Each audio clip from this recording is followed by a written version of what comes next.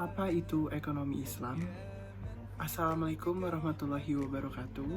Saya Andre Bagus Octaviano, peserta kelas Rezim Ekonomi dan Keuangan Syariah HIUAI 2020 yang akan mencoba menjelaskan lebih dalam lagi terkait pertanyaan dan materi tentang ilmu ekonomi Islam yang selama ini sudah saya pelajari selama 1 semester ini. Dimulai dari definisi ilmu ekonomi Islam. Ilmu ekonomi Islam juga dikenal sebagai cabang ilmu ekonomi yang didasarkan pada prinsip-prinsip ekonomi yang sesuai dengan ajaran agama Islam. Prinsip-prinsip ini ditemukan dalam Al-Quran dan hadis, serta penafsiran dan aplikasi para cendekiawan Islam.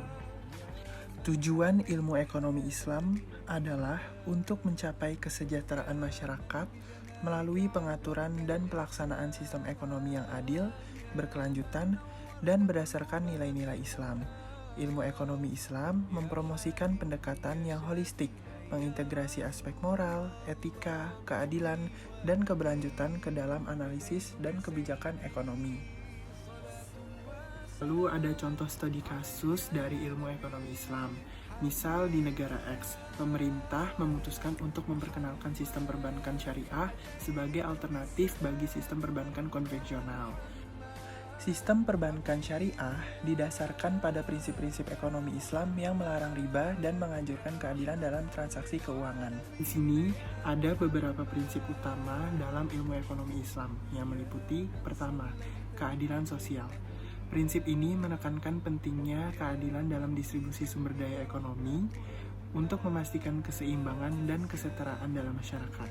Kedua, kepemilikan pribadi dan kepemilikan umum.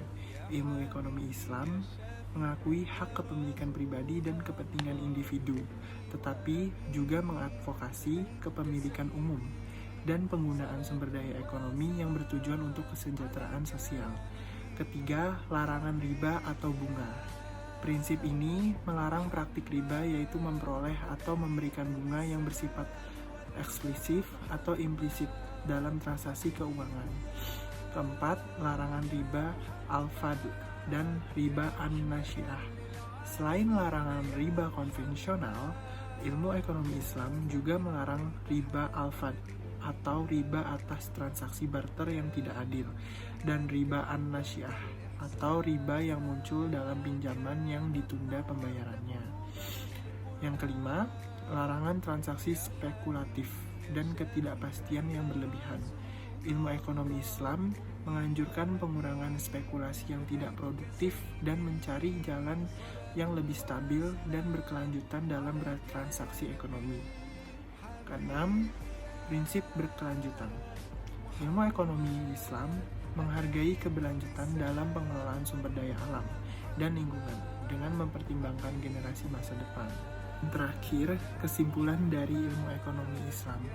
Ilmu ekonomi Islam memiliki kajian yang luas, termasuk teori ekonomi, keuangan sistem perbankan, keuangan syariah, perdagangan internasional, kebijakan publik, dan masalah sosial ekonomi yang berhubungan dengan kemiskinan, ketimpangan, dan kesejahteraan masyarakat.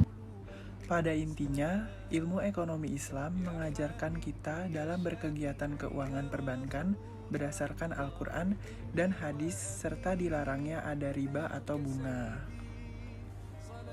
Nah, mungkin itulah kesimpulan dari ilmu ekonomi Islam. Mungkin cukup sekian video penjelasan dari saya. Terima kasih atas perhatiannya. Semoga dapat dimengerti. Kurang lebihnya mohon maaf. Wassalamualaikum warahmatullahi wabarakatuh.